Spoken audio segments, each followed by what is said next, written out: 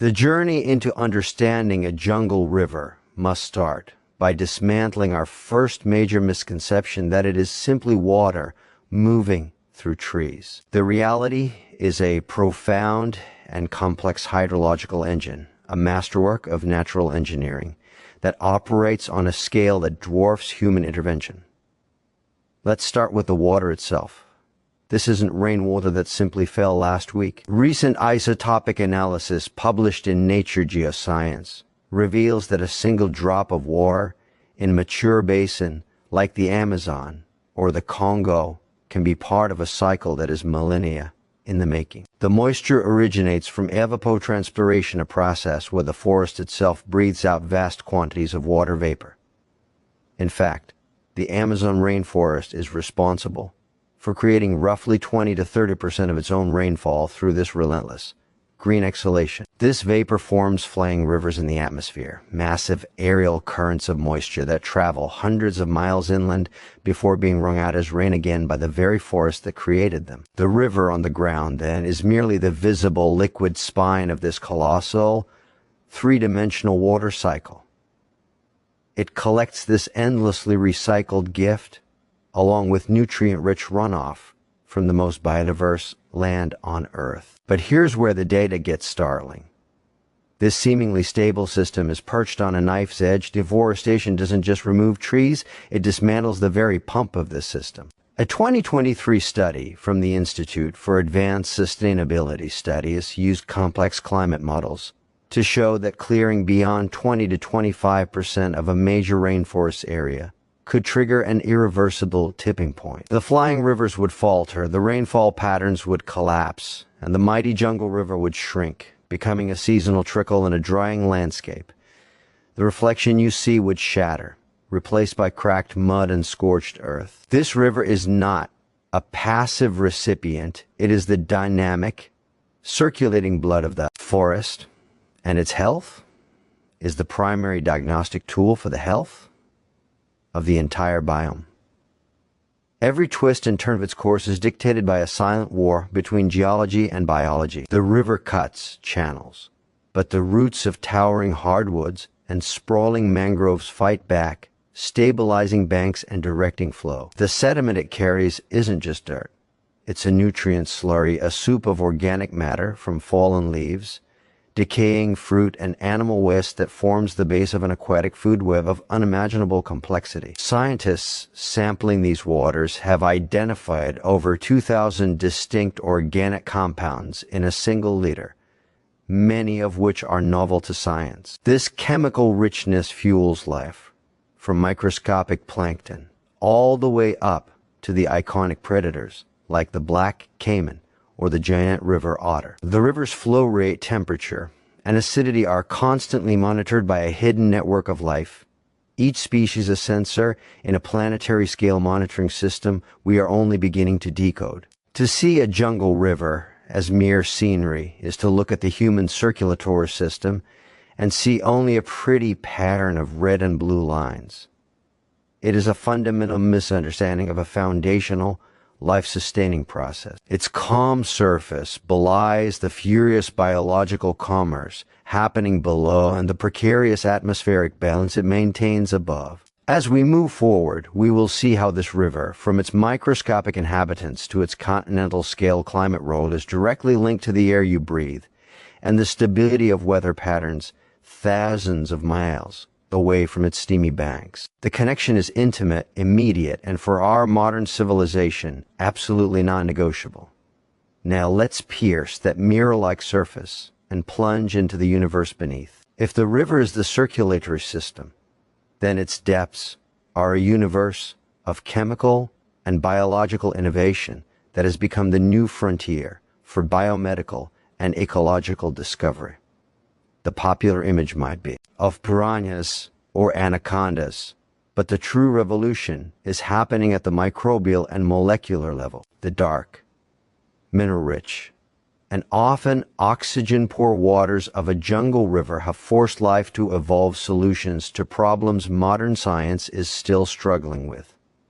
Consider the phenomenon of black water rivers like the Rio Negro. Their tea-colored stain comes from tannins leached from decaying leaves, creating an acidic, nutrient-poor environment.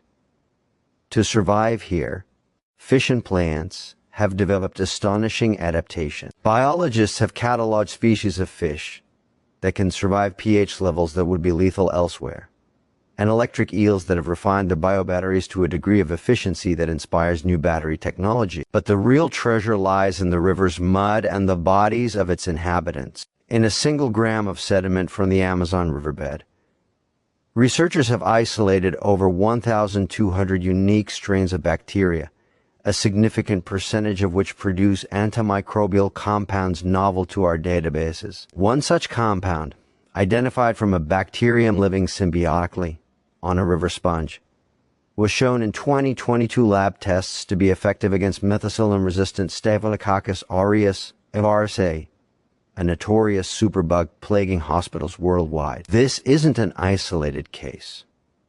The search for new antibiotics has turned to these extreme aquatic environments because the constant chemical warfare between microorganisms in such a crowded, competitive space drives rapid evolutionary innovation. Every cubic meter of that reflective water holds potential blueprints for the next medical breakthrough. Beyond medicine, the river's genetic library offers solutions for agriculture and industry. Scientists are studying how certain riverbank plants hyperaccumulate heavy metals from mining runoff, offering a blueprint for phytoremediation using plants to clean polluted soil and water. The mucus of some river-dwelling catfish, evolved for protection and locomotion in silty conditions, has inspired the development of new, non-toxic lubricants. This biodiscovery is a race against time, however. The infamous sixth extinction is not just about losing iconic species. It's about losing entire libraries of unsolved chemical equations and genetic code before we even learn to read them. The UN's Intergovernmental Science Policy Platform on Biodiversity and Ecosystem Services, IPBES, estimates we are losing species at a rate 1,000 times the natural background rate, and a disproportionate number are freshwater species from these delicate, interconnected habitats. When a fish species endemic to one stretch of river goes extinct due to a new dam or pollution event, it doesn't just vanish from a checklist. It takes with it millennia of evolutionary fine-tuning, a unique set of genes and biochemical pathways that may have held the key to curing a disease or creating a sustainable material. The jungle river, therefore, is not a relic of the past. It is the world's most advanced, open-source research and development lab. Its value is not scenic. It is instrumental, economic, and existential. Protecting it is not an act of sentimental conservation. It is an act of profound self-interest for a species' health and technological future. Every time a hectare of forest is cleared, poisoning the river with silt and agrochemicals, we aren't just burning a book, we are burning a library of life sciences we haven't even checked out yet. The reflection on the surface is a cover, and beneath it lies a living, breathing patent office of nature, one whose most valuable patents are being voided by human activity before we even file for the claim. The influence of the jungle river extends far beyond its banks in ways that directly and tangibly touch every human on Earth, regardless of where they live. This is where the concept of ecosystem services moves from academic jargon to a matter of global security. Let's start with the most fundamental: climate regulation. We've touched on the flying rivers, but their impact is hemispheric. The condensation of all that water vapor released by the forest and river system doesn't just create rain locally, it releases immense amounts of heat into the upper atmosphere. This process drives atmospheric circulation patterns that influence weather across continents. The health of the Amazon basin, for instance, is linked to rainfall in the agricultural heartlands of South America, and even to precipitation patterns as far away as the North American Midwest and Western Europe, through complex teleconnections in the jet stream. But the river's role as a climate stabilizer goes even deeper, literally.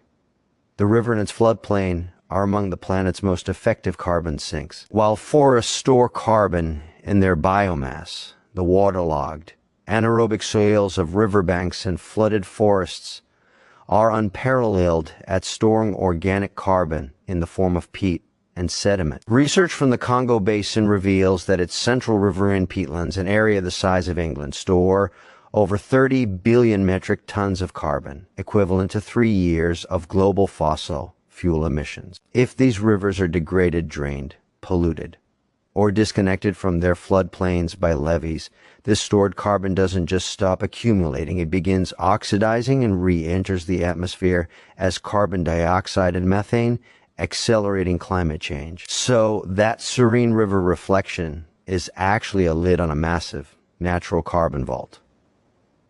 Secondly, let's talk about food security.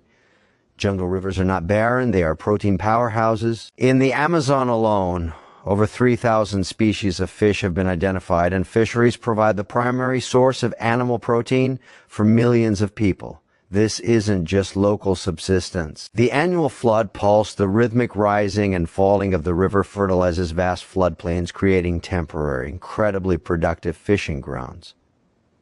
This pulse is a finely tuned natural event, and its timing and intensity are crucial. Dams for hydropower, which are often touted as green energy, can devastate this cycle. Data from the Mekong River Commission shows that dam construction on tributaries has led to a catastrophic decline in migratory fish populations, threatening the food security of 60 million people downstream. The jungle river's gift is a sustainable, renewable protein factory, but only if its natural rhythms are respected.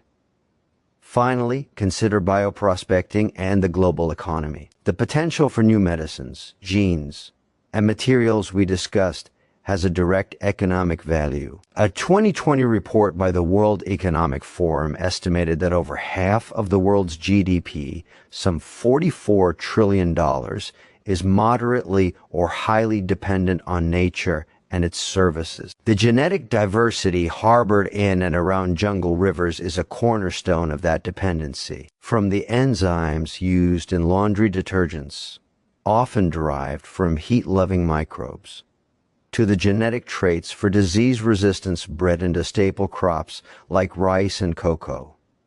The natural capital of these ecosystems underpins vast industries. When we degrade the river, we aren't just harming a remote habitat, we are destabilizing a pillar of the global economic system, risking supply chains, pharmaceutical pipelines, and agricultural resilience. The river's reflection, therefore, is a global mirror. In its surface, we see the stability of our climate, the security of our food, and the foundation of our future economy. It tells a story of interconnectedness that renders terms like over there meaningless. The health of a jungle river in Borneo or Brazil is irrevocably tied to the price of your food, the stability of your weather, and the availability of future cures in your pharmacy. Ignoring its plight is not an option for a globalized world. It is an act of collective self-sabotage. Despite their incalculable value, jungle river ecosystems face an onslaught of synchronized threats that are accelerating their decline. This isn't a story of one villain, but a perfect storm of industrial pressures converging on these fragile, linear systems. The first and most obvious is deforestation for agriculture and logging. As trees are cleared, the land loses its sponge-like ability to absorb and slowly release water. The result is a brutal dual outcome. During rains, catastrophic erosion dumps topsoil into the river, smothering habitats and causing deadly siltation. In dry periods, the river levels plummet because the forest pump is broken. Satellite imagery analysis shows that cleared watersheds experience far more severe floods and droughts than intact forested ones. But the threat is no longer just from axes and fires, it's from legal and illegal mining. Gold mining, in particular, is a scourge. Using mercury to amalgamate fine gold particles, miners release this potent neurotoxin directly into river systems. The mercury contaminates the entire food web, bioaccumulating in fish and the people who eat them. Indigenous communities hundreds of miles downstream from mining operations now show dangerous levels of mercury in their bodies, leading to horrific neurological damage and birth defects.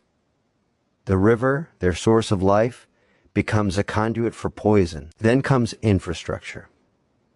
Massive hydropower dams, often built to provide clean energy, are perhaps the most disruptive single intervention.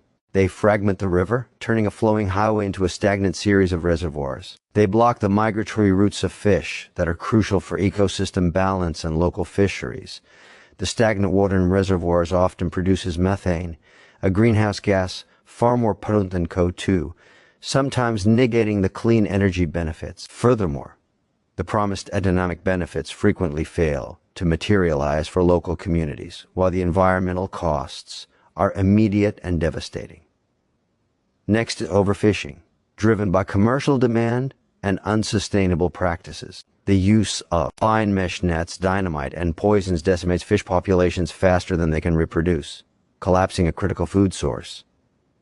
Finally, climate change itself acts as a threat multiplier. Rising temperatures alter evaporation and precipitation patterns, making seasonal floods less predictable and more extreme.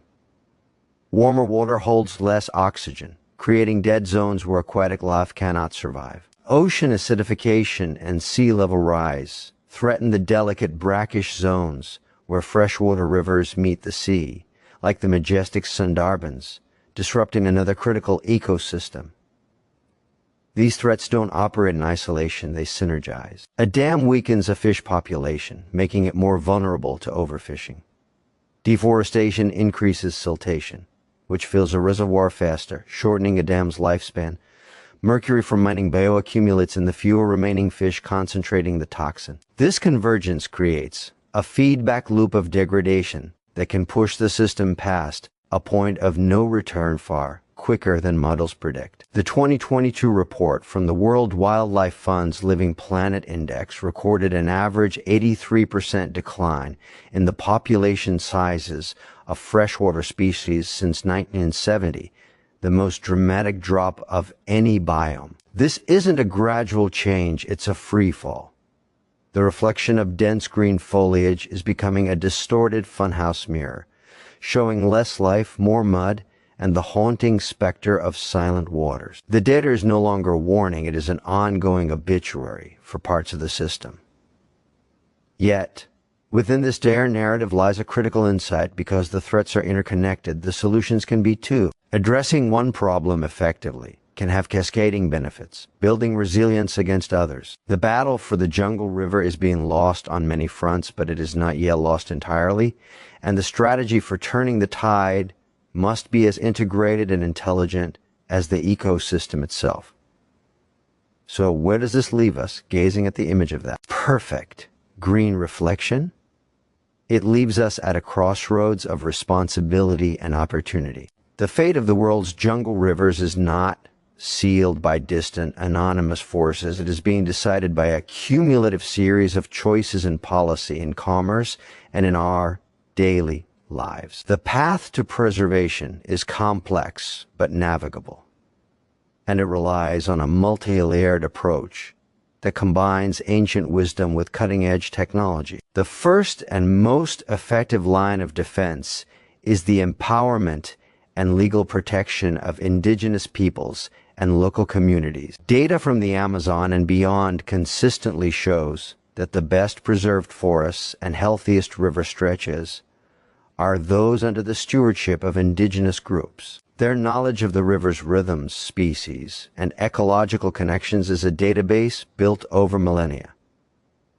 Securing their land tenure rights is not a social justice issue alone. It is the most cost-effective and scientifically sound conservation strategy available. Secondly, we must champion and finance sustainable economic alternatives. Conservation cannot mean poverty. Projects that value the standing forest and flowing river, like certified sustainable agroforestry, harvesting nuts, fruits, and rubber, ecotourism managed by communities, and payments for ecosystem services, where downstream users pay upstream stewards for clean water and carbon storage, create livelihoods that depend on health, not destruction. Technology is a powerful ally.